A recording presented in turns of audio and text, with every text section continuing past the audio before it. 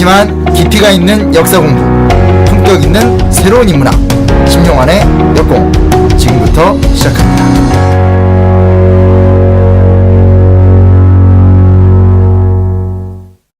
역사 무식자도 쉽게 맥을 잡는 단박의 한국사에 근거한 진짜 역사 가짜 역사 32번째 시간 시작하겠습니다. 책 잘 나가고 있죠?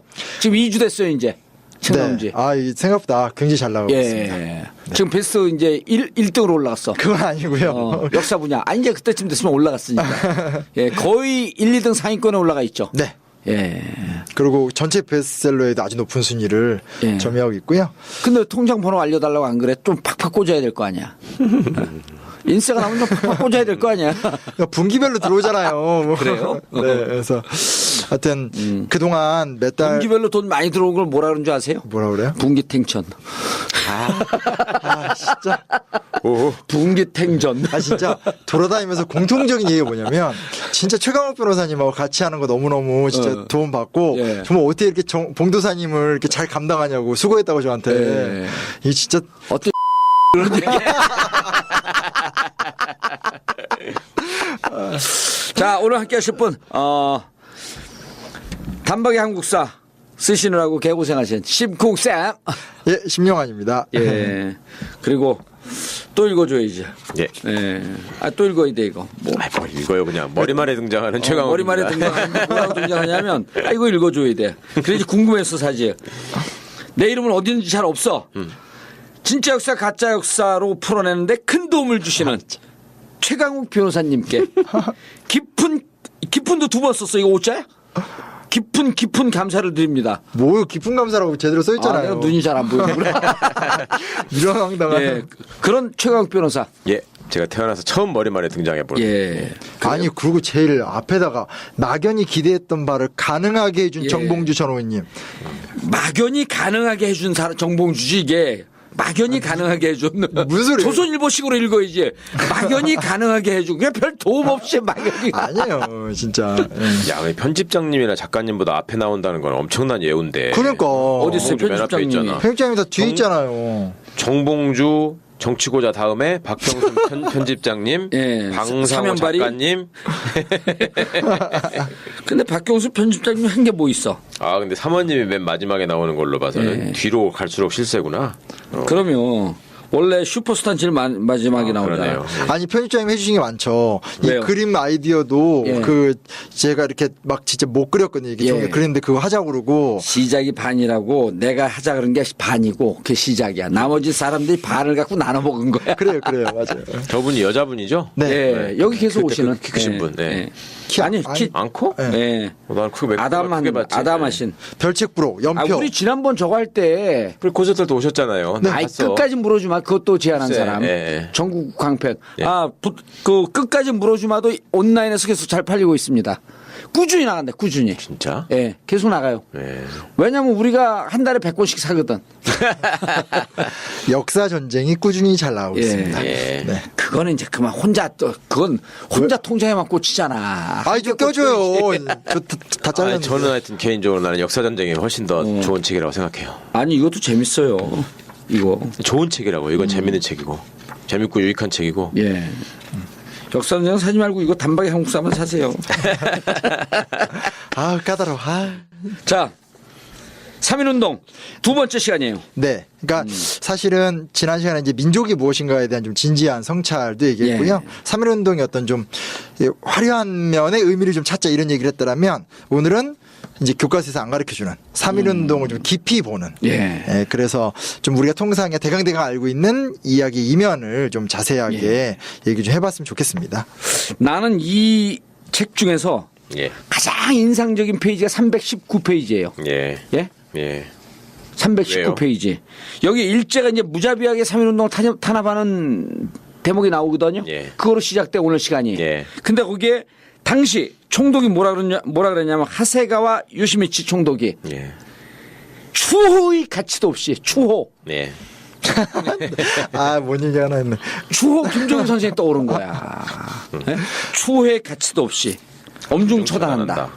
이게 소통하지 않는 사람들이 일상적으로 쓰는 표현인가 봐. 추호의 가치도 없이. 거기에 하나 제가 추가했으면 싶었던 얘기가 빠졌더라고. 이완용이가 당시에 4월 며칠 날 그 담화 비슷한 걸 내는 매일신문에. 성명을 내는데 매일신문에다가. 예, 지난번에 한번 얼핏 얘기했었죠. 예. 이 저기에 선동에 속지 말고 경거망동하지 마라. 가만히 있어라. 이런 표현을 써요. 이완용이가. 예, 세월호. 가만히 있으라. 예. 그러니까 참 이게 민족을 죽이려고 가만히 있으라 한 거죠. 예. 역사가 이렇게 반복돼야 하는가 참. 추호의 가치도 없이 가만히 있어라. 그러니까 이게 역사 얘기가 오늘 우리의 현실과 좀 다르면 이렇게 역사가 각광받고 이게 진지하게 다가오지 않을 것 같은데 너무 똑같아요. 지금 너무 똑같이 가니까 저도 제가 역사 전공할 때 대학생 때 진짜 주변 사람들이 너 그거에서 뭐 먹고 살래?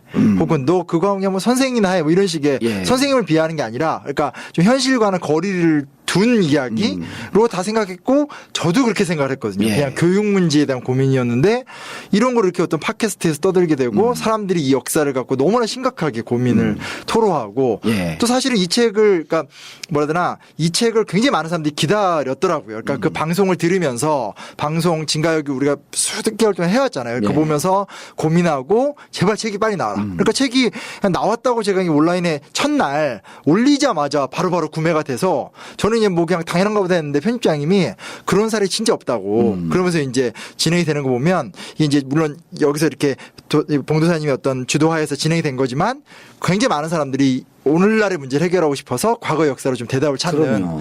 그런 과정인 것 같아요. 이게 그 3.1운동이 먼 그 근대지만 이게 이제 근 한 100년 전 얘기 아니에요? 예. 그렇게 먼 것 같지만 또 이로부터 61년이 지난 1980년대 민주화를 열망했던 광주로 진압했던 게 얼마나 무자비하게 진압을 했어요. 똑같이 진압을 한 거예요. 그리고 그 진압한 주체들도 친일파들에게 군사교육을 받았던 그 하나의 군인들.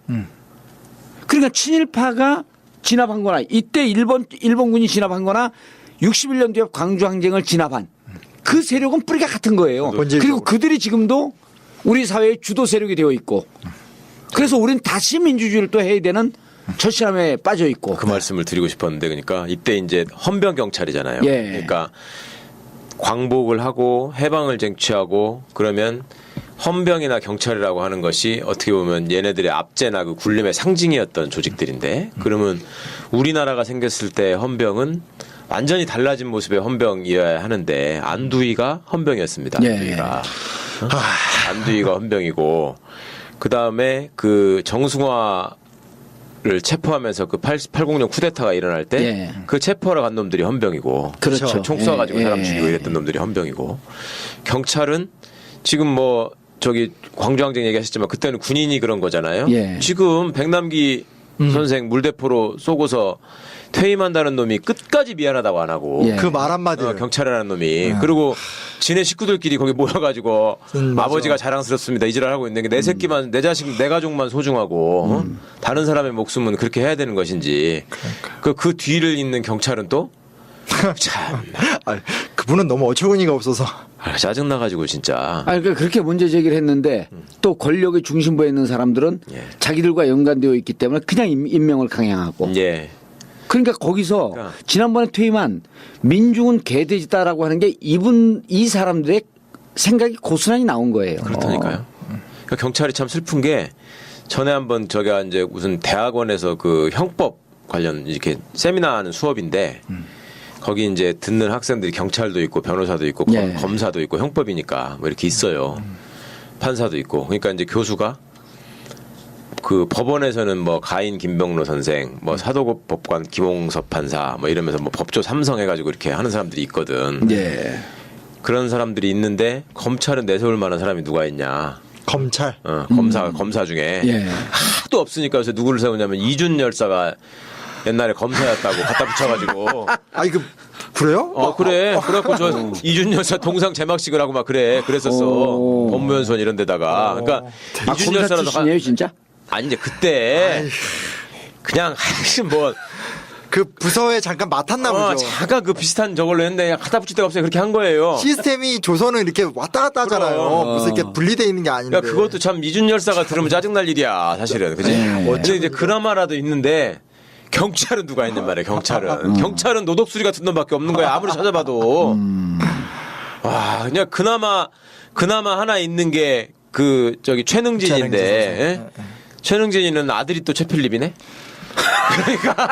그러니까 제가 그 변호사님 때문에 처음 알았어요, 진짜. 개인적으로 안 유명한데 다른 책을 공부하다가 네. 주에 그분이 나온 거예요. 그래서 이 사람이 누구지 하면서 혼자 되게 좋아했던 사람인데 나중에 그렇게 연결이 될지 진짜 생각도 못했어요, 진짜. 어제 아버지가 그렇게 글쎄 말이야. 그 호랑이가 개새끼를 낳는 경우가 이게 자꾸 생겨가지고. 자, 3.1운동 탄압의 역사로 들어갑니다. 그래서 요 얘기만 하면 될까요? 예. 그래서 그 뭐냐면 저희가 올해 어떤 그 근대사 프로젝트를 진짜 이렇게 불가능한 거를 이제 도사님 힘으로 시작한 거 아니에요? 예. 내년이 공교롭게 박정희 탄생 100주년이에요. 맞아요. 네. 100주년이 뭐예요? 박정희 탄생 100년 됐어요. 무슨 주년이야, 주년은. 탄생의 출생이지. 그럼. 저한테 화를 내요. 다시 해. 박정희 출생.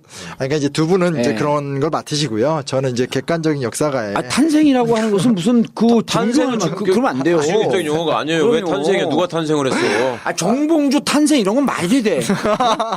예? 그러니까 제가 공탄일 이런 건 말이 돼. 그거 안 돼요.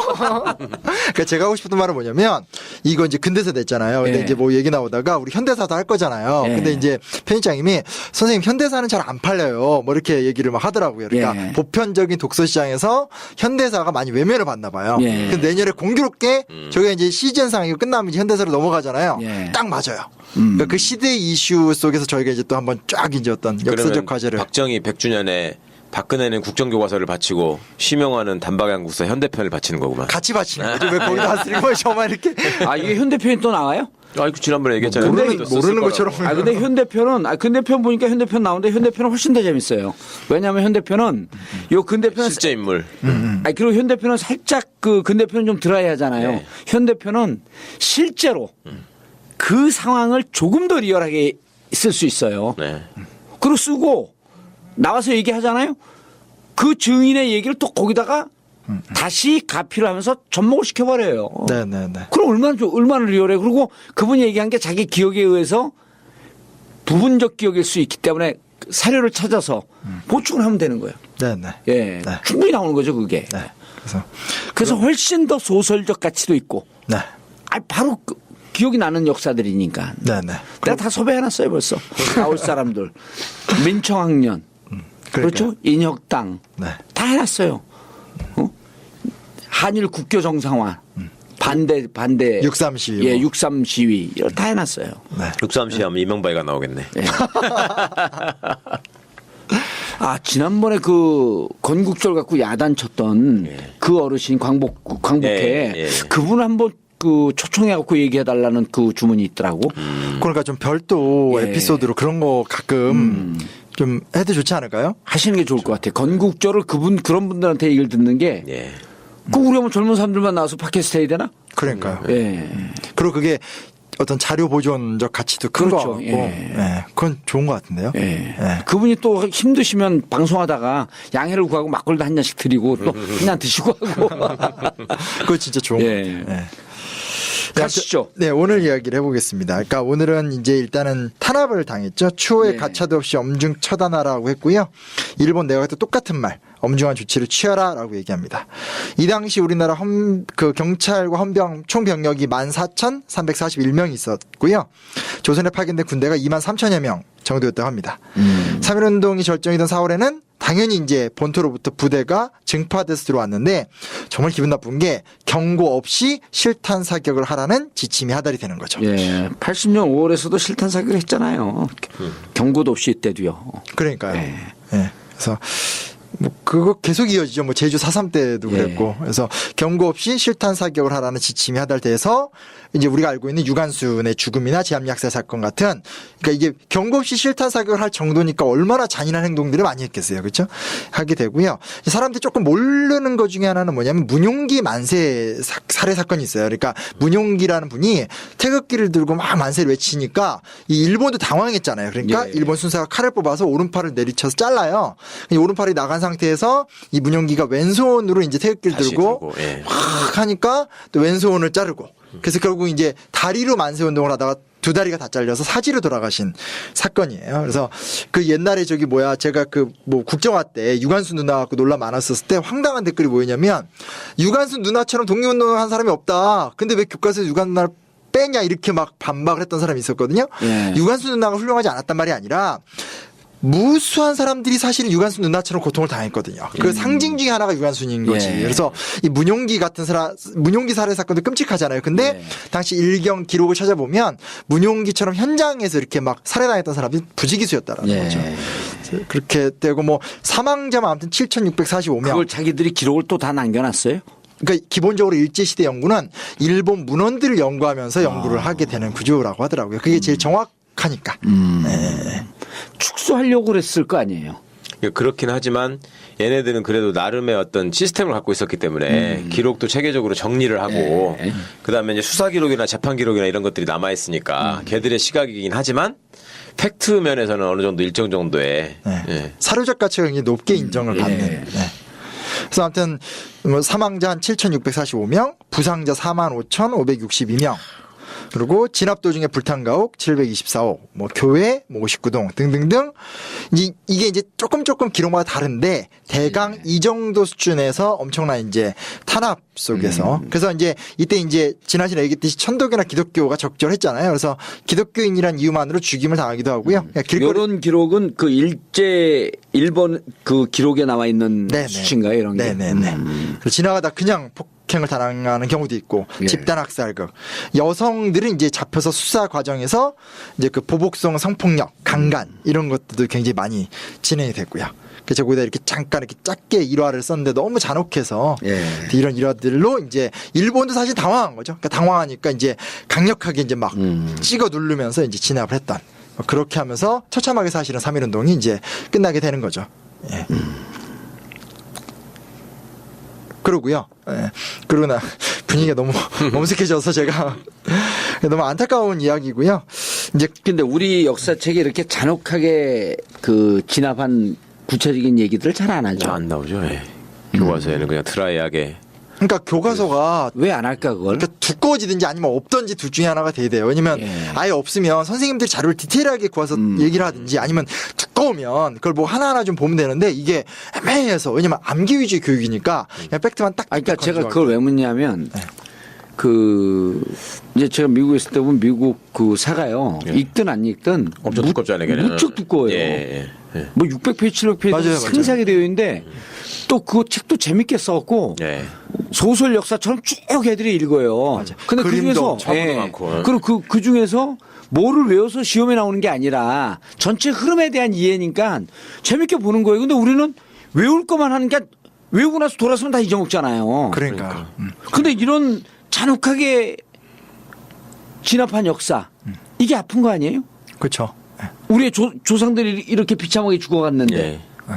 그러니까 수업 시간에 예를 들어서 네가 문용기 선생의 아들이라고 치자. 예. 근데 아버지가 만세운동을 나가면서 엄마랑 동생들의 그 미래를 너한테 부탁하면서 아버지가 떠나셨다. 응? 그리고 어느 날 그래도 아버지 뒤를 따라가 보니까 장날 아버지가 만세를 부르다가 양쪽 팔과 다리가 잘라져서 돌아가시는 걸 봤다. 예. 너는 앞으로 어떤 길을 택하겠느냐.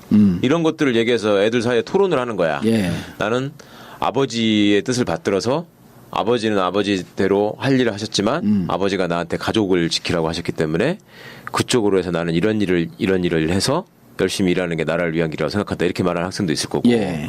아버지가 그렇게 처참하게 당하시는 걸 눈앞에서 보고 그냥 있는다는 건 말이 안 되니까 나는 그 일본 놈을 어떻게든지 내가 돌로라도 쳐 죽였을 것이다. 이렇게 얘기하는 학생도 있을 수 있고 예. 그러니까 그런 것들이 살아있는 역사에 대한 수업이잖아요. 그렇죠. 그때 그 또 어떤 심정이 사람은 이제 어땠을까? 결국 이걸 보니까 일본의 힘이 세서 예. 결국은 독립 안 될 거라 보고 나는 만주군관학교에 가겠다. 이런 사람들도 있을 거고. 그러니까 이제 토론하다 보면은 네. 자 너네들은 그런 얘기를 했는데 지금 광복군으로 간다는 얘기 줄 알았는데.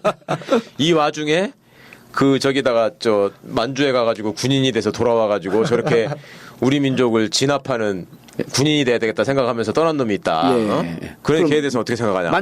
만주에 가서 광복군 진압하는데 앞장서겠다. 예. 아 실제 우리 실제 살아있는 역사 아니에요. 그렇죠. 그럼 지금 학생들한테 그걸 물어보면 아 그런 가 있어요? 많죠. 아 그 대표적인 사람이 이러이러한 사람이다. 어? 그러니까. 닭깎이 모시기다 이게. 아니, 그 사람도 나름 명분이 있었다. 저렇게 힘이 약해서 예. 팔다리가 잘려서 죽는 것보다 내가 힘을 길러서 칼을 찬 사람이 되겠다. 예. 이러면서 만주로 떠난 사람이 있다. 그리고 일본이 이런 그 잔혹한 행위를 했다라고 하는 것은 일부 역사에서 이렇게 주장하지만 사실은 일본은 우리 근대화에 앞장섰다. 예. 그렇게 되면 토론하다가 너 뭐냐? 너 집에 안 갈래? 이런 거 실질적으로 시켜야 되는 거 아니야. 그렇죠. 그럼 여기서 근대화론이라 얼마나 허구가 있다라고 하는 게 나올 거 아니에요. 맞아. 만주군관학교 한 게 얼마나 이게 반민족 행위를 했다라고 하는 게 알 거 아니야. 예. 나올 거 아니야. 예. 그런데 이런 와중에 이미 10년 전에 이런 일본의 잔혹한 참상을 예견하고 이또 히로부미를 저격한 안중근 의사가 있는데 이후에 그 후손들이 예. 그걸 테러리스트라고 묘사하는 사람도 있더라고. 그 사람들 누구야? 그 집에 갖고 우리가 진짜 테러를 해버릴게. 이런 역사를 얘기해 줘야 되는 거 아니야? 네. 그러니까 이게 뭐 국정화 때문에 이게 우리 역사 이슈가 됐는데 예. 저는 정치 문제로만 소비될 문제가 아닌 것 같아요. 교육 부분에서 예. 교육제도 전체를 못 바꿔도 적어도 역사 시간이나 사회 시간에는 좀 학생들의 생각이 주가 되고 그렇죠. 선생이 자꾸 위에서 이렇게 찍어 누르는 게 아니라 소통하고 애들이 여러 생각을 갖고 있으니까. 아니 요 한 페이지만 해도 나는 한 학기 내내 토론할 수 있을 것 같아요. 그럼요. 그렇죠. 그리고 요것과 연관된 애들이 그러잖아요. 문영규 선생은 이렇게 여기서 묘사됐는데 이렇게 참혹하게 돌아가셨는데 그럼 문영규 선생 누구지? 그럼 구글링 해보고. 예. 그럼 그거 그쵸. 갖고 조금 더 정말 더 상세한 역사가 여기 있더라. 내가 이렇게 오늘 발표하마. 예. 그래 그럼 문영규 선생 말고 다른 희생자들은 일본 문헌을 봤더니 정말 이런 기록이 있는데 이런 살벌한 기록이 있더라. 예. 그걸 또 발표하고. 그렇죠. 이거 갖고 안 할게 내내 하는 거예요. 그러면 일본이 그런데도 반성을 안 해? 네. 그런데도 소녀상을 치우라 그래? 일본과 위안부 문제를 최종적 불가역적 협상을 맺은 이 대통령 과연 옳은가? 이런 얘기를 쭉쭉 가는 거 아니에요. 그러니까 그런 것들이 두려우니까 역사 교육을 계속 암기 교육으로 놔두려고 이 사람들은 그러니까요. 유용을 쓰는 거죠. 그러니까 자꾸 무슨 뭐 산불 정책, 뭐 입학 사정관제 이렇게 정부의 대통령이 되면 제도 몇 개를 바꿔서 마치 입시 제도가 개선될 것처럼 얘기하는데 그거 자신 없으면 그냥 그거 그대로 가고 안 바꾸고 그대로 가고 이런 식의 역사나 사회 교육을 딱 이렇게 그 부분만 딱 특화를 해서 놔두면 그렇게 해서 자란 학생들이 그럼요. 뭐 한 10년만 지나도 우리 역사가 얼마나 많이 바뀌겠어요. 애들을 점점 역사만 바뀌었어요. 정권도 바뀌지. 그렇죠. 아니, 그게 결국 자기 삶을 바꾸는 거니까 학생들한테 미래의 자기 삶을 과거의 역사를 통해서 한번 설계해 보도록 한다는 게 얼마나 소중한 교육이에요. 아니 근현대사는 제가 이제 학원 강사잖아요. 네. 암기를 떠들어도 애들이 분노해요. 그러니까 느끼거든요. 꼭 분노만이 아니라 막 흥분도 하고 수업 끝나고 나서 따져 묻고 이 정도니 이걸 토론하거나 대화를 하면 얼마나 무궁무진하게 되겠고. 그리고 우리가 일본에 대해 반일 감정을 호소하는 것도 아니고 객관적 사실 아니에요. 그렇죠. 그리고 일본 아이들도 이런 역사를 배우고 이런 역사에 대한 반성을 통해서 일본이 더 업그레이드된 나라로 발전하고 이렇기 때문에 동아시아 평화를 우리가 어떻게 그렇죠. 논의할 것이냐. 예. 이게 역사 아니에요? 그렇죠. 예. 일본 애들 때려 죽이자고 지금 하는 거 아니잖아 이게. 예. 이런 역사적 사실에 대해서 인정하고 사과하고 이제는 새로운. 2차 세계대전 이후에 다시는 이러한 참극을 발생시키지 말자고 하면서 유럽연합이 만들어진 거 아니에요. 그럼 우리도 동아시아 연합을 만들 수 있는 길이 없겠느냐. 동아시아 연합. 그럼요. 그게 안중근 의사가 얘기했던 동아시아 평화 공동체 아니에요. 그렇죠. 예. 그런 얘기를 지금 하는 거지. 이걸 알아야지 얘기할 거 아니야. 그러니까요. 동아시아 사드 공동체를 만들자는 놈들하고 평화 공동체를 만들자는 분들하고 누가 옳은지. 야, 이거 충격이 사드 공동체. 싸다기 공동체 이제. 그러니까요. 이게 제가 여기 뭐 책 서문 자꾸 서문 얘기하시니까 썼지만 예. 제가 이제 제 입장에선 정말로 시민들 근데 정말 이 방송을 하면서 가족이 많이 들으시더라고요. 그래서 정말 좀 시민들이 깨어날 수 있는 이 앞으로 한 4, 5년간은 국정교과서 시대잖아요. 이거를 헤쳐갈 수 있는 정말 중요한 이렇게 참혹하게 진압했다라고 하는 것을 우리가 영화나 다큐멘터리로 봤지만 책으로 봐야 되는 거 아니에요? 그렇죠. 책이 최고죠. 글로 예. 일단 문서화된 것은 신뢰가 가는 거기 때문에. 예. 그리고 그러니까 저도 사실은 막 이렇게 뭐 단박이 한국사 이런 거 좀 싫었거든요. 근데 이런 상업적인 시도를 제가 다 적극적으로 받아들인 거예요. 그림도 막 스케치하고. 왜냐면 이렇게 해서 내용이 좋으면 많은 사람들이 최대한 보고 정말 역사의식이 좀 변화가 생기는 네. 진짜 불쏘시가 됐으면 좋겠다. 뭐 그런 거죠. 다시 와서 하면 되죠? 예. 예. 이제부터는 이제 조금 구조적인 얘기들인데, 재밌어요. 3.1 운동 직후 총독부 기관지에서, 그러니까 총독부 기관지였던 메이신보에서 뭐라고 나오냐? 민족 자결주의는 유럽 민족들에게만 국한된 원칙이다. 예. 그래서 미국이나 영국에서는 다른 나라들이 이게 실제로 잘 안 되고 실제로 이제 그러니까 여기서 말하는 우리는 일본이죠. 일본이 얘기하는 건 뭐냐면 오스트리아 제국처럼 이렇게 좀 대집단, 그러니까 여러 민족들이 하나로 어우러 사는 나라가 뭐 되어야 된다. 뭐 이런 식의 이제 주장을 하면서 민족자결주의를 논리적으로 막 비판을 해요. 비판을 하기도 하고요. 또 반대편에서는 안창호 선생 같은 경우는 이 어떤 민족자결주의가 독립운동의 호기를 제공한 건 맞지만 사실은 미국이 우리를 돕는다? 이거 아니다. 그러니까 그리고 냉정히 따졌을 때 3.1운동이 또 처참하게 짓밟히잖아요. 그러니까 예. 중요한 건 우리가 제대로 된 어떤 실력을 양성해야 된다. 제대로 된 부력, 경제력, 어떤 군사력과 문화력을 기르는 그런 어떤 준비론 같은 걸 좀 제기하기도 합니다. 그래서 예. 좀 여러 입장들이 많이 나오게 돼요. 그래서 나오게 되고요. 근데 어쨌건 요 이후에 이제 그 1차 세계대전 이후에는 국제평화 같은 어떤 좀 흐름들, 그러니까 1차 세계대전이 끝났기 때문에 예.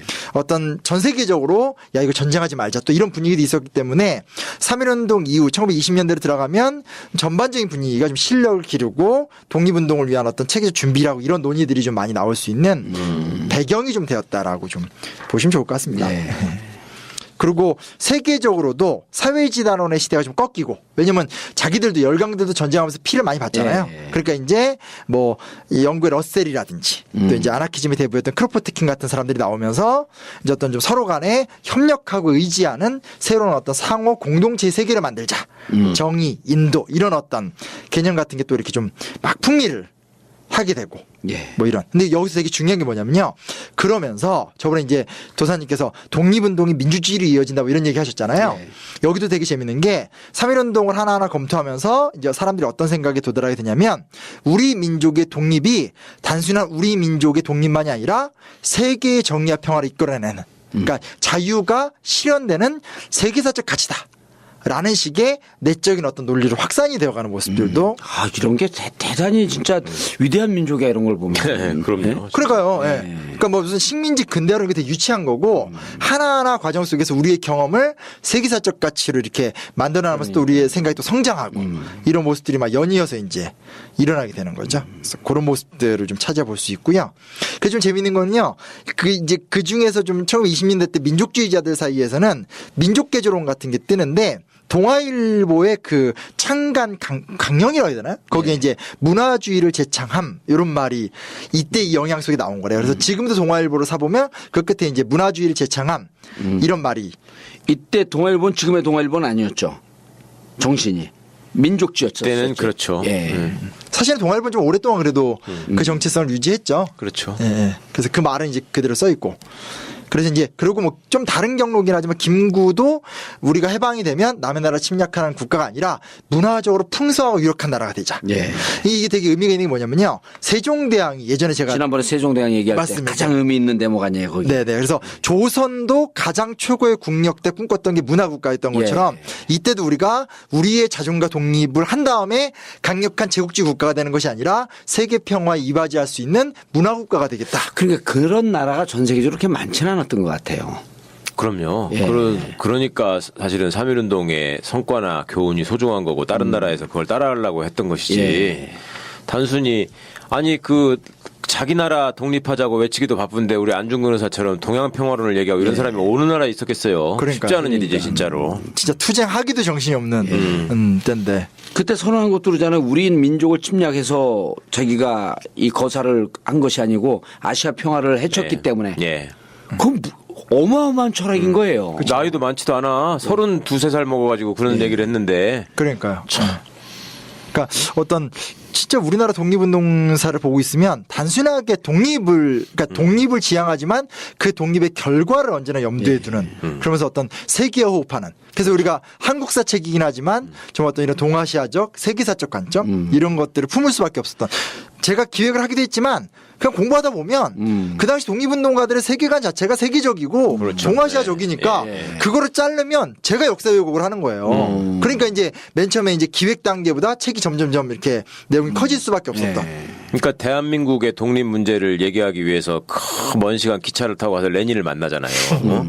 그리고 장개석 뭐 모택동 이런 사람들이랑 다 앉아가지고 협상을 하고 막 이렇게 하잖아. 친구고 막. 스케일 자체가 아니 책 보는데 막 이동희가 레닌의 친구고 막 이런 말 나오면 그때 무슨 부의장인가 뭔가 하고 네. 있었다 그러잖아요. 네. 그 아 그건 이제 그 기타야마센 일본 저기 평화주의자가 예. 플레아노프랑 친구. 뭐, 그렇죠. 예. 그러니까 그 막 좀 뿌듯하고 이런 모습들이 있죠. 아니 근데 중요한 게 그때는 소통을 어떻게 했냐 말이야.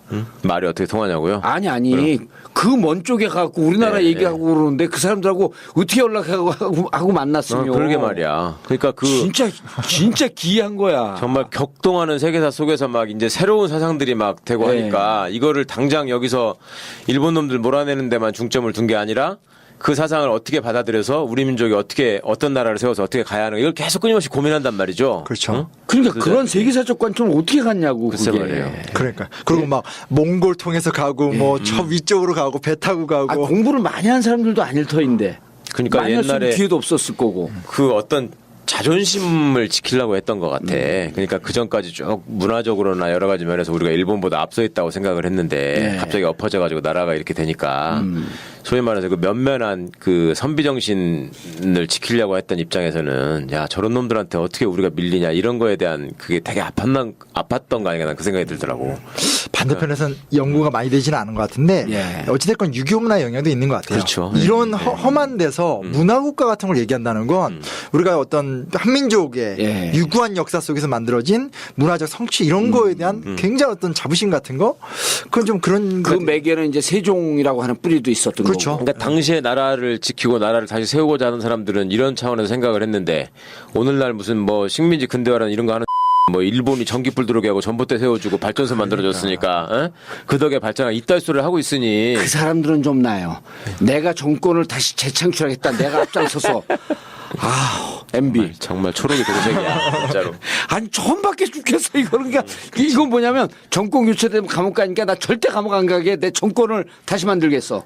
그 이재호라는 하는 소리 보십시오. 날이 뜨거우면 어차피 녹조는 생기는 거래잖아. 아이, 그 4대강이 잘못돼서 그런 게 그래서 아니야. 사람들이 그 늘푸른 한국당인가 녹조당이라고 이름을 늘푸른 한국당으로 짓는다고 했었어? 그렇게 얘기하던데요. 그래서 중도신당 뭐 만든다고 하는 예, 거를. 그 사람들이 근데 녹조당이라고 하죠. 정확하다고 이러면서. 이게 방송 듣는 분들이 녹조 그러니까 이게 얼마나 심각한지 모르는데 그 주위의 사람들은요.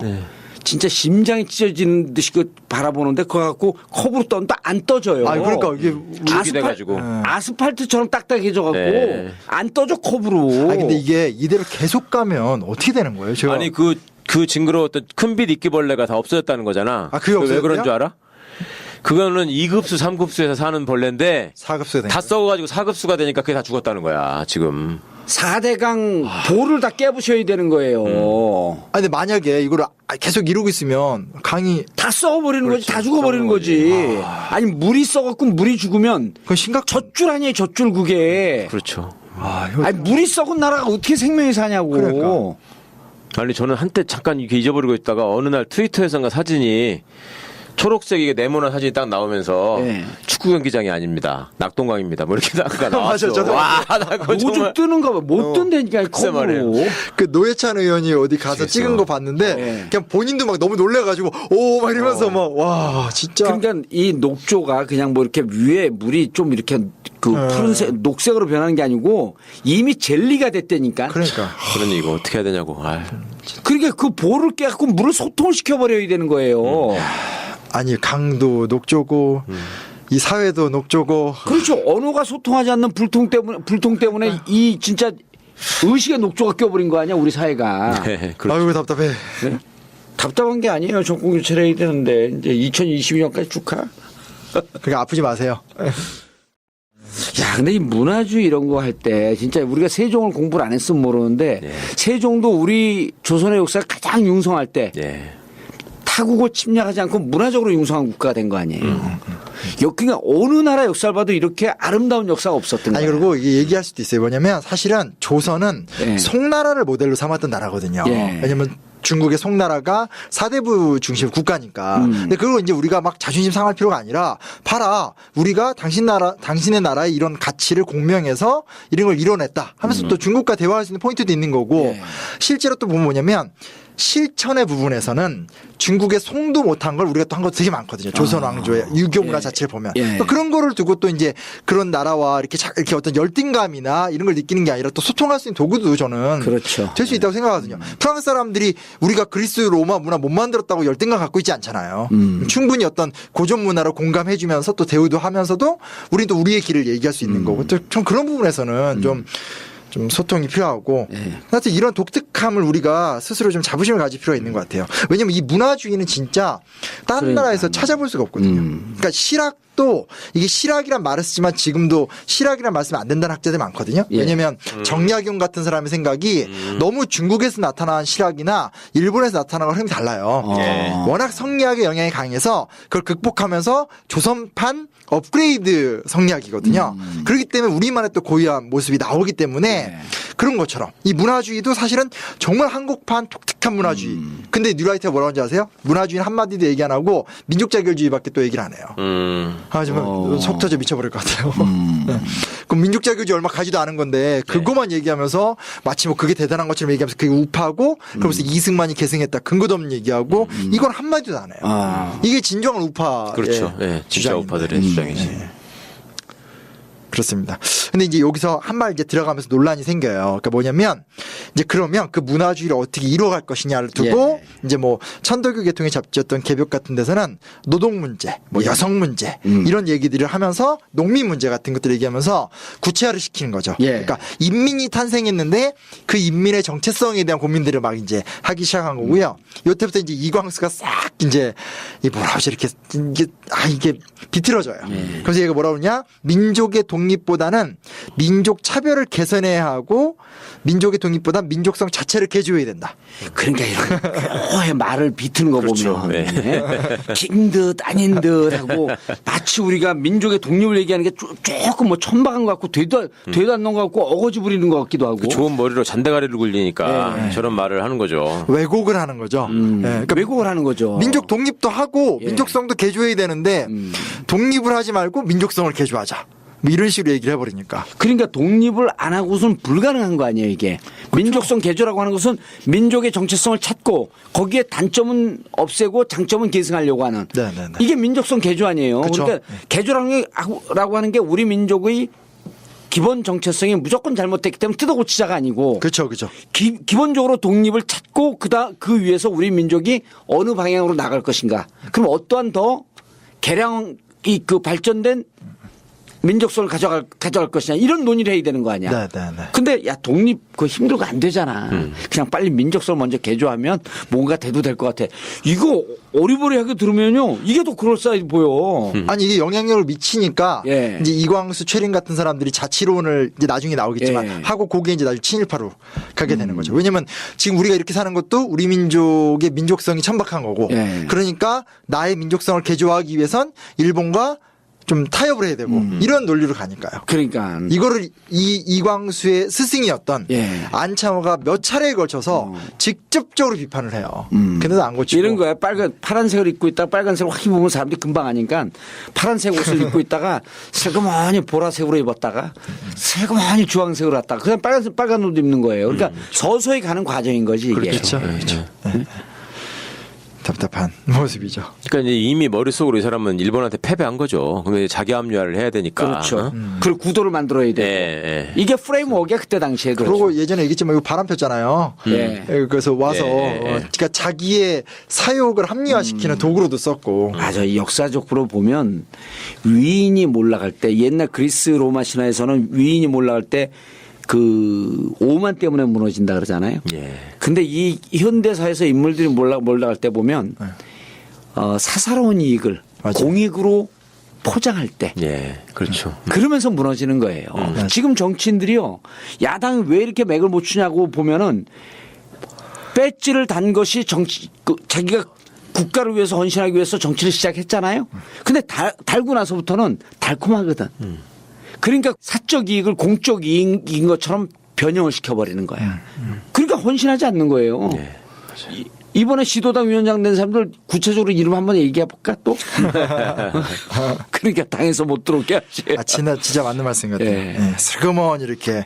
똑같은 거예요. 이때 그 누구야 뭐 이광수야 누구 얘기하는 이광수. 거야? 이광수. 예. 에휴.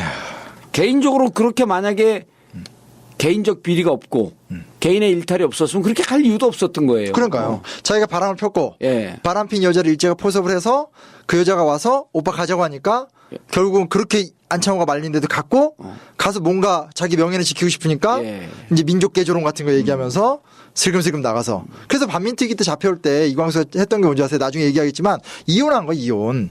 왜 이혼했냐면 재산 지키려고. 반민특위로 잡혀가면 내 재산이 털린다는 거 아니까 예. 잡혀가기 직전에 재산 명의를 다 넘기고 이혼을 했어요. 여자하고 네. 그리고 실제로 사실혼 관계고. 왜냐면 잡혀가도 자기가 친일의 대가로 받은 재산을 지키기 위해서. 그게 한 조선의 천재 지난 시간에 그렇게 얘기했던 그때는 똑똑했다는 그 인간의 말로예요. 아, 전 너무 진짜. 재산을 지키는 게 사익이 완전 사익이었네. 전부. 그러니까. 그러니까 바람 핀 것도 사적 이익이었고 재산 지키는 것도 사적 이익이었고. 그러니까. 뭘 그래서 얘기하든 자기 모든 얘기 입에서 나오는 것은 민족. 조선 민족을 위하는 공인인 척하면서. 그러니까요. 아, 참. 아휴, 참. 이거 보니까 그 생각도 난다. 멸공봉사할 수 없어도 선공후사하자. 누구 얘기인지 알죠? 누가 그랬어요? 김문수요. 아, 김문수가요? 맨날 그 주장이에요. 선공후사. 공적인 일을 먼저 앞세우고 그다음에 사적인 거를 뒤로 그리고 그게 자기의 이 그 덕목이라고 얘기를 하고 있었던 거예요. 결국은 대권으로 가기 위해서 온갖 사적 욕구만 갖고 있었으면서. 부끄러운 줄 알아야지 진짜. 진짜 새끼 정말. 노무현 대통령 말 맞다나 부끄러운 줄 알아 이제. 그러네. 아, 그런 정신 상태로 어디 가서 나 도지사회하고 꺼들먹거리고 다니고 예. 이름 뭐냐고 물어보고 말이야. 아, 119로 전화해서. 예. 그럼 누가 그 김용민이가 내가 조선일보 기자한테 욕한 거하고 합성해놓으니까. 합성해갖고 했더니 회의하면서 정봉주는 나하고 친한데 왜 나한테 욕을 했을까? 일구나 있고. 아, 자, 또 요건 진짜 그거고요. 잊혀졌어요. 근데 완전히. 김문수요? 예. 네, 진짜. 야. 오세훈이는 이름이라도 한 번 나오는데 김문수는 한 번도. 어떻게 그렇게 훅 가지? 아이 갈래 훅 간다니까요. 뿌리가 없잖아요. 그러니까 도사님 대단하세요. 저는 국회의원 한 5번 한 줄 알았어요, 진짜. 아니 나도 이제 잊혀졌어요. 대중들만 기억할 뿐이지. 박근혜한테 잊혀지니까 사면 복권도 안 해주고 그런 거잖아. 저희 와이프도 얘기를 하더라고요. 예. 요즘 뭐라고? 예? 아니 제가 이제 연락이 며칠 안 되셨잖아요. 그래서 내가 아유 근데 평소에 그런 적이 한 번도 없는데 아프신 것 같아. 저도 이제 약간 눈치가 있어요. 그랬더니 그 복권 안 되셔서 아픈 거 아니야? 그래서 아니 그게 전혀 영향이 없는 줄 알았더니 그 이후로 한 5일 지난 다음서부터 그 충격파가 오는 것 같더라고요. 오죠 그게. 왜 그게 없겠어요. 아니 진짜 없는 줄 알았어요. 근데 한 5일 지나면서부터 그때 생각이 났더라고. 그러니까 의식적으로 못 느끼면 몸이 스트레스를 받는 거죠. 어떻게 됐냐면 5일 지나니까 20일쯤 아니에요. 이때 당은 전당대회로 확 열이 붙은 거야. 그러니까 사면복권도 안 됐지. 당이 전당대회라고 하는 것에 완전히 뒷방으로 아휴. 그림자 속에 숨어 있지. 그러니까 요 시기에 그렇게 아프더라고. 그 그러니까. 시기에. 아, 좀 어떻게 좀 해봐요. 이거 들으시는 정치인들 진짜 내가 답답해 죽겠네, 진짜. 아, 정치인들 속으로 어이 저 사면복권 되면 큰일 나는데 이러고 있는데. 아, 속 터지네, 참. 자, 3.1운동을 어떻게 퍼져나갔는가. 네. 요것도 재밌어요. 예. 3.1운동이 퍼져나간 이유. 요건 네. 제가 지난 시간에 살짝 했던 얘기인데, 이제 천도교는 이 개신교에 비해서 조직이 중앙집권적이에요. 그래서 나중에 가면 숫자가 적어도 자금력이 되게 좋아요. 일단 이때 숫자도 많았는데 나중에 무슨 신간의 활동이나 다른 거 할 때도 숫자가 몇천 명 돼도 자금은 거의 다 되고 중앙집권적 구조가 되게 좋았던 건데 이 당시 300만. 근데 네. 이제 동원할 수 있는 실질적 인구 한 100만 정도로 추정이 되죠. 근데 이거 우리가 절대로 놓치면 안 되는 게 예전에 그 일진회 같은 거 얘기했었잖아요. 예. 그 일진회나 시청교 같은 게 동학에서 나왔다고. 그렇죠. 뿌리가 동학이었다. 그러니까 그랬죠. 사실은 이 천도교가 민족운동 단체가 되는 게 쉬운 과정이 아니었어요. 왜냐하면 조선 왕조에 의해서 핍박받던 종교였고 그런 종교성을 벗어나면서 독립운동 단체가 된다는 것 자체가 힘들었기 때문에 그렇게 이제 일진이나 시청교가 떨어져 나간 상태에서 손병희를 중심으로 해서 엄청난 내적인 변화가 사실 있었기 때문에 할 수 있었던. 그러네. 이게 동학의 뿌리를 두고 있었기 때문에 자연스럽게 민족 독립운동의 흐름으로 간다라고 하는 것은 그냥 우리의 자연스러운 상상이고 그쵸. 실질적으로 이런 어려운 과정이 있었던 거네요. 왜냐면 막 우금치 전투 해가지고 다 죽고 이랬는데 그리고 일부는 또 친일 쪽으로 가고 네, 있고 조선왕조가 나한테 해준 게 뭐 있어? 딱 이 정서가 있었을 거 아니에요. 네. 근데 이거를 섭섭함. 엄청난 섭섭함이죠. 근데 그거를 손병희를 중심으로 뒤바꾸고 민족 독립을 갔다는 건 대단한 과정이 냈죠. 그러니까 이 천도교라는 종교의 위대함이라고 저는 생각해요. 네, 그런 힘이 다 있었던 거지. 그걸 우리는 되게 쉽게 간과 쉽게 생각할 일이 아니네. 쉽게 생각할 일이 아니에요. 예. 그리고 개신교도 대단해요.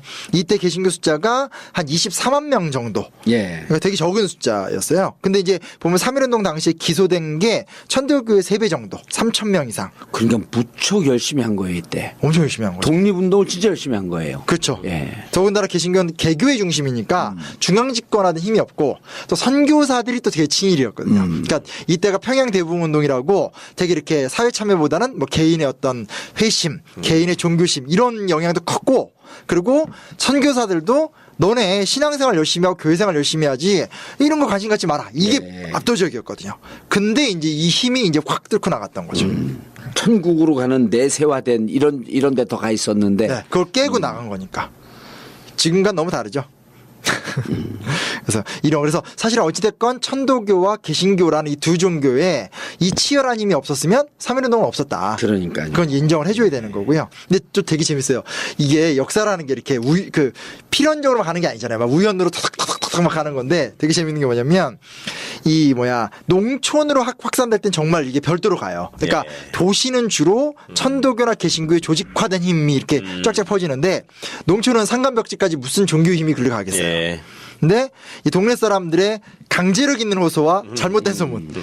제가 써놓고 마음에 드는 문장인데 막 통지서가 가요. 통지서가 가서 응하지 않는 사람의 집은 부셔버리겠다. 협박성인. 그래도 되게 재밌는 게 독립이 되었다고 믿고 나온 사람들도 많았고요.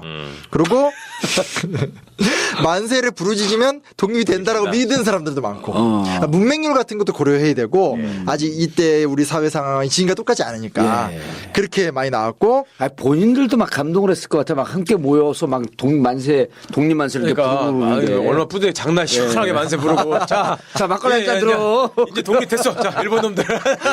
그리고 야 그 옆집 만등이나 이렇게 독립운동 안 했더라. 한번 가볼까? 이는 뭐 하고 있는지. 그래서 독립 만세를 부르니 모이지 않으면 방어한다. 이렇게 안 나왔으니까 부질러버려.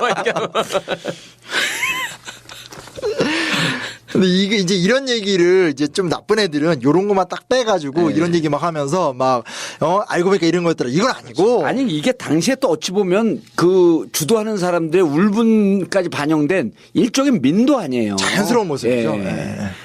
아니 데모하면 우리 처음에 이제 아주 조직화된 학생운동 이런 거 이전에는 한 30분 40분 정도 스크럼 짜고 뛰잖아요. 그럼 흥분한 상태에서 부딪히면 이것이 충돌이거든요. 근데 폭력 시위라고 하는 거야. 시위는 기본적으로 가다 보면 일정 정도의 충돌은 불가피한 거예요. 필연적인 거죠. 필연적인 거지. 자연스러운 결과거든. 그 사람과 사람의 충돌이기 때문에. 지들이 막으니까 또 충돌이 일어나고. 그렇죠. 그러니까 여기서도 3.1운동하고 뭐 지난 시간인가 이번 시간에도 시골에 가면 좀 폭력적인 모습을 띌 수밖에 없었다. 어쩔 수 없는 거예요, 그거는. 맞아요. 그러니까 제가 지난 시간에 했던 얘기인데 그걸 까먹고 있었는데 그거를 인정할 필요가 있다는 거예요. 그러니까 애초에 시위가 폭력적이 된다 이런 말을 하는 건 아니고 무슨 폭력을 옹호하는 건 아니지만 시위의 진행 도중 과정 중에 일어나는 물리적인 어떤 어느 정도의 어떤 퉁퉁하는 모습을 갖고 그 시위가 폭력적이다라는 폭력이라는 단어 하나로 시위의 가치나 의미를 격화시키는 격화시키면 안 되는 그런 건 너무 잘못된 것 같아요. 아니 그리고 깜짝 놀란 일본군이 여기저기서 잔혹한 진압을 하잖아요. 그게 왜 구전 안 되겠어요? 그럼 우리가 이거 잘못하다가 우리 지켜야 되는데 확대 구전되죠, 그리고. 그렇죠. 그 곡괭이 들고 나와라, 낫 들고 나와라. 그러다가 사고 날 것 같으면 좀 뭐 디펜스도 하려고 그러다 보면 충돌이 생기는 거지. 당연한 거죠. 어쩔 수 없는 거예요, 이거는. 그러니까 옛날에 열받아가지고 돌 던질 때도 보면은 뭐 맨날 그 앞에서 구호 외치고 복면 쓰고 열심히 하는 애들만 돌을 던지는 게 아니라 진짜 돌 세게 던지는 애들은 아침에 학교 오는데 전철에서 가방 센터 당한 애들. 그런 애들이 진짜 열받는 거거든. 근데 던지려면 전면에 나가서 던지지 왜 뒤에 던져 앞에서 있는 우리 편 마시냐고. 그래 뒤통수 깨진 경우 엄청 많아요. 아, 많이 맞아요. 그러면 열받았고 던지는데 전면에 나가기에는 용기가 없고 무섭고 그러니까 한 3, 40m 뒤에서 던져. 앞에서 복면 쓴 애들 머리 뻑뻑 깨져 쓰러져. 너무 안 됐다. 피하고 그래서 우린 옆에서 뒤에서 돌 던지지 말고 앞으로 가세요. 앞으로 가세요. 그 교통 정리해주고. 그러니까 원인을 제공한 게 네. 원인을 제공한 주체가 있잖아요. 그러니까 자꾸 왜 세월호 지겹다, 세월호 사람들 폭력적이다 이런 말 자체가 이거 문제를 해결해 주면 되는 거잖아요. 왜 인과관계의 정확성을 갖고 따지지 않고 그냥 폭력 시위 뭐 이렇게만 말하면 이때도 보면 얼마나 열받았겠어. 한 10년 동안 눌리고 다 뺏기고. 예. 태형을 당했잖아요. 태형 하루에 네. 80대씩. 네. 그리고 그 지난번 3.1운동 했을 때 보복적 성폭행을 했었는데 이 3.1운동 전에는 없었겠냐고요. 그렇죠. 옆집에 누구 끌려가서 뭐 당했다 이런 얘기 왜 없었겠냐고. 그게 마음에 울분으로 있다가 터지는데 그걸 뭐 야 우리 평화적으로 시위합시다. 성주 지금 사드 반대하는 분들이요. 평화적으로 하기 위해서 촛불을 든 거 아니야. 이 촛불을 들기 위해서 100년을 기다린 거예요 우리가. 폭력적으로 안 하려고. 그쵸. 그런 역사를 봐줘야지. 근데 이때는 처음 하는 거야. 예. 어쩔 수 없는 과정인 거예요. 네, 맞아요. 예. 네. 자, 그래서 그런 것들 좀 이게 뭐 폭력은 안 돼. 누가 몰라요? 예. 좀 그런 쓸데없는 얘기로 대화의 흐름을 끊으면 안 된다고 생각하고요. 그 다음 얘기는 이제 그 정도가 이제 어떤 3.1운동에 퍼져나가는 과정이 재밌는 모습들이고요. 예. 이제 3.1운동이 국가 기억이 됐잖아요. 지금 예. 이제 3.1절 이렇게 돼버리고 이제 유관순 이렇게 되고 이런 식의 어떤 국가의 공식 기록이 됐는데 예. 그게 어떻게 됐는가에 대해서 좀 간단하게 얘기 좀 해보면 좋을 것 같아요. 이런 건 진짜 책에서 전혀 안 다루는 건데 예. 자연스럽게 생각하잖아요. 3.1절은 국가 기념일. 네. 우리가 가장 기억해야 할 당위적으로만 이렇게 기억하고 있잖아요. 기특하죠. 예. 그냥 노는 날이라고 생각하지 뭐. 3.1절 때문에 입학식이 하루 늦게 된다. 봄방학이 하루 길어진다. 이제 나는 이제 또 다른 거로 기억하지. 3.1절 특사? 그 사면발이의 슬픔. 사면발이. 정치고 사면발이. 올 크리스마스 때 돼요. 걱정하지 마세요. 나 그 얘기 들으면서 그냥 되시는구나 이게 아니라 마음이 애처로워가지고 이제 또 사면발이가 뭔지 알아요? 근데 심 선생은? 사면발이 뭐예요? 세면발이는 뭔지 알아? 알아요. 어? 그러니까 사람들이 세면발이가 그게 아니에요? 정식 명칭이 사면발이라는 걸 모르더라고. 그래요? 그게 그러니까. 네 가지 면에 발이 달렸다고 사면발이야 원래 이름이. 지난번에 우리 원외 지구당 위원장들이 정봉주 사면 발의했잖아요. 그게 무슨 시멘트에서 나온다고 세면발이가 아니고 사면발이는 세게 발음해서 그 세면발이라고 하는 기생충에 건데. 네 개 다리가 달려 있다는 거 아니에요. 사면에. 그 완전 비표준어가 표준어처럼 이렇게 쓰이는 거고. 사면 발. 근데 이제 그 명성을 사면 발이 이렇게 되는 거지. 하여튼 그러니까 우리 진정한 사면발이 정고자님으로 해서. 사면 발이에 대한 추억이 또 많죠 우리가. 유관순 얘기를 해보도록 예. 하겠습니다. 이거 하여튼 유관순이 저도 유관순 때문에 좀 막 유명해지고 그랬었었는데 좀 까였어요? 제가 이때 화제가 됐잖아요. 물론 후폭풍으로 이제 학원이 날아간 거죠. 뭐냐면 교과서에 유관순이 없냐? 이제 그 다음은 이제 뭐였냐면 지난 시간에 잠깐 얘기했지. 그리고 또 뭐가 있었냐면 이제 어떤 학자가 예. 이 유관순이 과대하게 떴다. 이런 식의 어떤 보도가 나갔었어요. 근데 예. 이제 그거는 이제 왜 유관순이 3.1운동의 아이콘이 됐느냐의 배경에는 그저 단순한 게 아닌 어떤 내적 과정이 있었다라는 거를 그 학자가 입증한 건데 예. 이것들이 그런 얘기는 빼버리고 그냥 저 좌파 학자가 유관순을 모욕한 대로 이렇게 프레임을 만들어 버렸던 거였어요. 이제 그 얘기를 제가 꼭 하고 싶어가지고 예. 일부러 딱 갖고 왔죠. 그래서 보면 그러니까 저쪽도 끝까지 가지만 저도 끝까지 갈 거예요. 네, 끝까지 가지 말고 한 20년만 가요. 하여튼 한번 물면 20년이야 그냥 기본적으로. 그 비극적 실패자 끝까지 물어주마가 예. 이제 저한테는 굉장히 단어가 비극적 실패자. 방송 끝나는데 맞을 것 같습니다. 하여튼 끝까지 물어주마. 예. 네, 하여튼 끝까지 물어주면은 지금도 그 인터넷 서점에서 잘 팔리고 있습니다. 유관순인데, 그러니까 유관순 누나의 개인의 의지나 예. 고통과 별개로 왜 이분이 갑자기 유명해졌느냐를 좀 따져볼 필요가 있는 거죠. 왜냐하면 해방 이후에 이 유관순 기념사업회가 만들어져요. 예. 근데 일단은 뭐 신봉조, 서명학 등 이화학당 관련 인사들이 이걸 주도했고요. 또 재밌는 게 그때 3.1운동 당시에는 그렇게 유명한 스토리는 유명했던 일이 너무 많았죠. 그때는 뭐 한두 일이고 그게 이렇게 비참한 사고를 당한 게 그다음에 이렇게 영웅적 운동을 한 게 많이 있었지만 그렇죠. 그러니까 그거를 생각을 좀 해보라는 말인 거예요. 왜냐면 예. 3.1운동 당시에는 뭐 제합리학살 사건, 누구 죽고 뭐 민족대표 33명 유명한 일 한두 개가 아닌데 예. 왜 지금은 유관순 누나를 딱 떠오르냐. 그건 중간에 뭐가 있었다는 그런 역사적 거죠. 과정이 있었다. 예. 그쵸. 그 얘기를 하는 거다. 네. 예. 그거를 객관적으로 이해를 해야지 예. 우리가 여러 가지 얘기를 해볼 수 있는 거죠. 근데 이제 사실은 이화학당 관련자들이 이걸 만들었고요. 그리고 유관순 기념사업회를 네. 그리고 영화도 만드는데 영화가 많이 만들어졌어요. 근데 그 이화학당 학생들이 직접 엑스트라로 막 동원이 되기도 했고. 네. 그리고 이 유관순 기념사업회에 참여했던 사람들이 경무국장 조병옥을 비롯해서 미군정과 관련을 맺고 있던 우익 인사들, 예. 위당 정인보 선생 같은 민족주의계 역사학자들, 그리고 이제 이승만, 김국, 김유식, 이시영 같은 민족 독립운동가들, 그리고 이제 적지만 막강한 영향력을 행사하고 있었던 개신교도들이 예. 대거 집중이 됐기 때문에 사실은 유관순 기념사업회가 그 어떤 기념사업회보다도 빠르게 성장을 했다는 거죠. 예. 그리고 이분이 유관순의 아이콘이 참 재밌는 게 뭐냐? 민족주의적이죠, 기독교인이죠, 친미적이죠. 그러니까 어떤 그리고 이화학당이라고 하는 사회 인텔리게층 아니에요. 그렇죠. 여성들을 대표하는. 예. 그게 딱 겹쳐 있으니까 이게 이 유관순 열사가 해방 이후에 아이콘을 급부상할 수밖에 없는 사회적 조건이 마련이 된 거죠. 예. 다 결합이 되는 거잖아요. 어떤 뭐 민족주의, 기독교, 미국. 그리고 또 이 한국인들 어떤 그 비극성이 이 뭐야 부모님이 다 돌아가시고 오빠까지도 3.1운동 과정 중에 옥고를 치렀다라는 거. 예. 가족적 비극이란 또 이야기도 딱 이어지고요. 근데 이제 이게 그 우리가 이제 국가론 공부하다 보면 이런 게 있잖아요. 왜 국민들은 국가에 대해서 세금을 내고 그리고 국가를 사수해야 되겠다라고 하는 애국심을 갖게 되느냐 하면서 이제 국가론을 좀 객관적이고 아주 드라이하게 설명하는 사람들은 국가는 그 사회를 그 국가를 존속하기 위한 하나의 신화를 만들어야 한다. 예.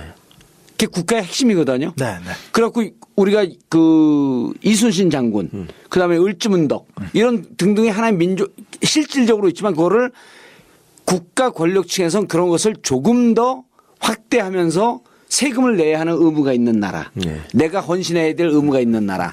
아마 이게 해방 이후에 이런 국가론의 근거에서 보면은 해방 이후에 국가를 형성하는 과정 속에서 필요 불가피하게 필요했던 측면이 있었던 거죠. 그렇죠. 그렇죠. 네. 국가의 신화를 만들어야 돼. 이게 신화는 아니고 여러 사건 중에 그 많은 사건을 다 기억할 수는 없잖아요. 그러니까 상징으로서 심벌이 필요한 거지. 그래야지 우리가 국가에 헌신하고 국가에 세금을 내고 이런 필요가 있었던 거예요. 그러니까요. 예. 이걸 우리가 야 그럼 유관순을 폄하하는 거냐? 이건 아니잖아요. 그러니까요. 네. 그리고 그렇게 해서 만들어진 국가가 우리가 지금 존속하고 있는 국가이기 때문에 긍정적 측면은 있지만 그게 전부라고 생각할 필요는 없다. 그렇죠. 그 얘기를 하시는 거 아니에요? 네. 그리고 예. 국가가 그런 과정을 통해서 어떤 사건을 사실은 좀 뭐라 그러죠? 국가가 집어삼키는 거죠. 왜냐하면 3.1운동은 민중들의 자발적 의지에 의해서 만들어진 사건인데 네. 어느 순간부터 3.1운동은 대통령이 나와서 축사를 하고 예. 뭐 어떤 사람들이 와서 행사를 치르고 이게 미군정이 딱 정해버린 거거든요. 소수 권력층의 전유물로 생각하지 마라. 이건 우리 민중의 역사이다. 그렇죠. 예. 여기 나오지만 미군정이 3.1운동 5개 행사를 전면 금지시키고 독점적으로 행사를 독점해요. 실내 행사로. 예. 예. 그러니까 이것도 신뢰라는 것도 의미가 크죠.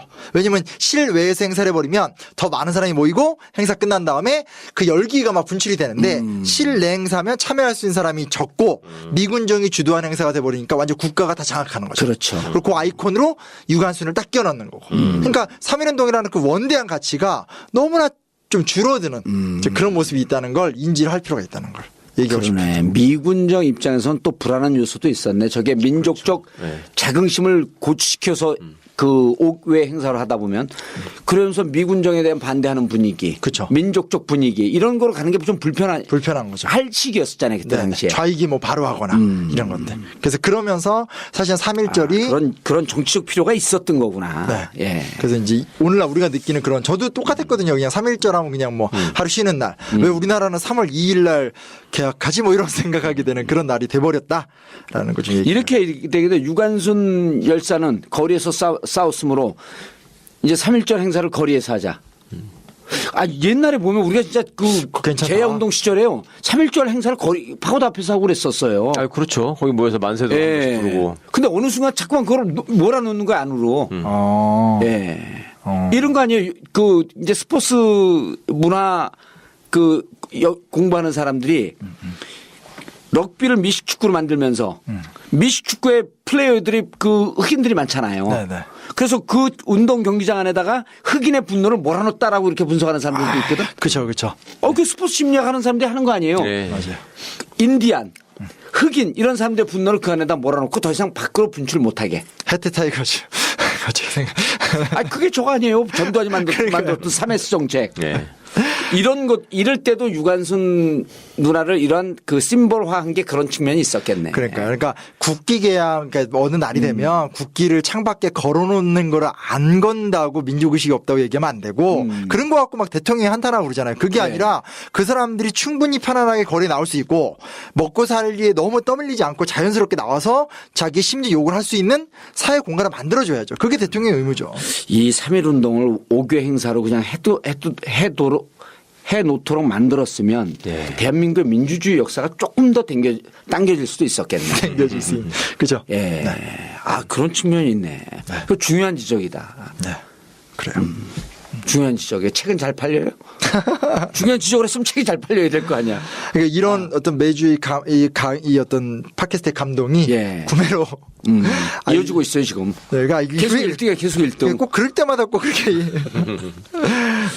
그리고 이제 마지막으로 이제 한 의미 정도 2가지 정도 얘기를 꼭 해야 될 것 같아요. 하나는 뭐냐면 3.1 운동 때문에 우리 사회가 학술적으로 운동사회가 만들어진 거예요. 그러니까 우리나라의 독특한 특징이 뭐냐면 뭐 4.19 혁명, 뭐 6.3 시위, 뭐 부마항쟁, 6월 항쟁 이렇게 항상 이렇게 뭐가 민주화 운동. 네, 민주화 운동. 그러니까 3.1 운동은 약간은 과격한 말로는 뭐라고 할 수 있냐면 민주화 운동의 어머니다라고 얘기할 수 있는 거예요. 네, 그렇죠. 네. 이 운동성이 확보가 됐으니까 거리로 나와본 사람들이 나올 줄 아는 거고 항의할 수 있는 사람들이 항의할 줄 아는 거잖아요. 그렇죠. 네. 그 사실은 민주화 운동의 어머니다라는 거를 그러네. 네. 그리고 이것이 중심이 된 게 민족이라고 하는 그러한 그 힘의 분출. 그렇죠.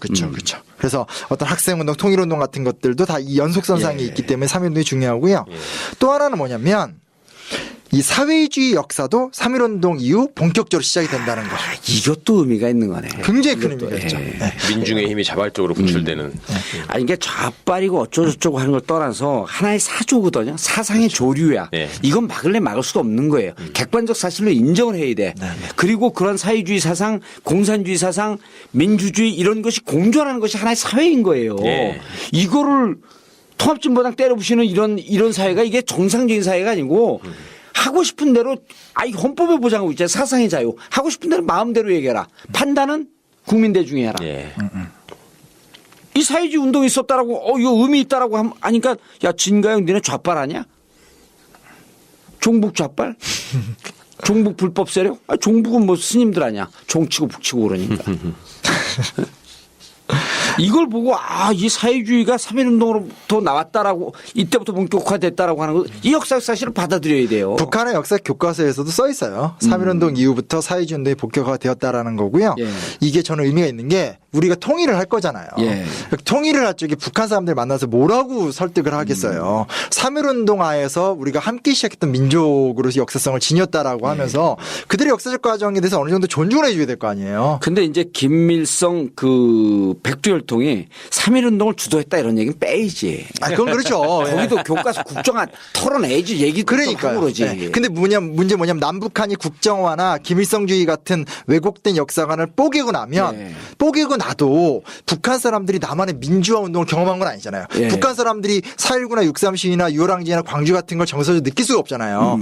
그들과 우리가 만날 때 그 북한 사람들, 그러니까 사람들을 만났을 때 우리가 뭐라고 그들에게 말을 건네겠어요. 맨날 세종대왕 얘기할 수는 없잖아요. 3.1 운동 때 우리가 함께 평양과 함흥에서 같이 소리쳤다. 그러면 그게 공감대가 될 수 있잖아요. 역사적 기억을 공유하자. 공유할 수 있는. 그 국가보안법 위반이에요. 지금. 그런 거예요? 아니 북한 대사관 해킹해갖고 전화한 게 그게 국가보안법 위반이에요 진짜? 누가 해킹했다고요? 대사관 전화번호 해킹해갖고 그 대사관 직원밖에 모르는 거를 중학교 정도쯤 되는 목소리 애들이 다 전화했잖아요. 몰라요. 저 그런 일이 몰라요? 있었어요? 한 2주 전쯤에 그거 있었어요. 그래갖고 니도 태양호처럼 달고 가라. 그러니까 거기서 막 욕해요 대사관이. 근데 여기가 어디라고 전화하나? 그러니까 어디긴 뭐 똥이나 처먹어라 막 이러면서. 근데 중학교 애들 목소리에 낄낄거리면서 국가보안법에 회합통신 조항이 있으니까 허가받지 않고 통신했다 이거지. 그게 한 10개 정도의 북한 대사관이 뚫렸어요. 그런 일이 있어요? 아니, 뉴욕 북한 대사관 장난 전화 검색해 보세요. 엄청 재밌어. 처음 듣는 얘기다. 왜 그런 걸 몰라? 근데 이게 전혀 국가보안법하고 무슨 상관이에요? 아니 근데 국가보안법 위반이 될 수 있다라고 또 보도에 나오더라고 그게. 아까 말했잖아. 회합통신죄라고. 예. 그러니까 거기서 또 뭐라 하잖아. 내 탈북자지 누군지 알겠다. 대사관 사람이. 오늘 가서 찾아봐야 되겠다. 이거 좀 재밌다 이거. 근데 아무튼 그 우리가 재헌헌법을 만들면서 이제 그 의석수 100석을 남겨뒀잖아요. 그러니까 예. 이제 통일을 대비하는. 그리고 헌법도 우리가 48년에 건국된 게 아니라 이제 3.1운동의 여파 속에서 이렇게 하는 걸 헌법을 만들어놨다는 것은 우리 헌법 체계 자체가 통일을 지향하고 있는 거고 그런 속에서 우리가 북한의 역사를 존중하는 또 이제 뭐 이런 의미도 있다. 그런 부분에서 참 중요한 사건이다. 이런 얘기를 하고 이 싶어요. 대목에서 나는 최 변호사하고 이렇게 몇몇 변호사들이 딱 팀을 짜갖고 가장 진보적인 헌법 재헌헌법으로 돌아가자. 네. 재헌헌법 강의를 하고 다녔으면 좋겠어. 진짜 재밌거든. 우리 지금의 헌법으로는 상상할 수 없는 그 진보적 조항들이 막 있는 거 아니에요? 그렇죠. 이익균 정권도 그렇고, 그 이제 농지개혁의 근거가 된 그런 조항들도 그렇고. 그거 지금 얘기 완전 빨갱이라 그럴걸? 그럼요. 뒤집어지지. 그러니까 지네가 국부라고 하면서 국부가 저기 만든 재헌헌법. 재헌헌법을 그 사람은 그리고 스스로 지가 항상 대한민국 30년이라고 얘기했단 말이야. 1948년. 그렇죠. 민국 30년. 예. 근데 그거를 부정하면서 이승만이를 떠받든다고 하니 앞뒤가 안 맞고 참. 그렇죠. 알겠습니다. 역사를 아는 민족에게 미래가 있다. 단박의 한국사를 풀어서 하고 있는 진짜 역사 가짜 역사 마치겠습니다. 감사합니다. 감사합니다.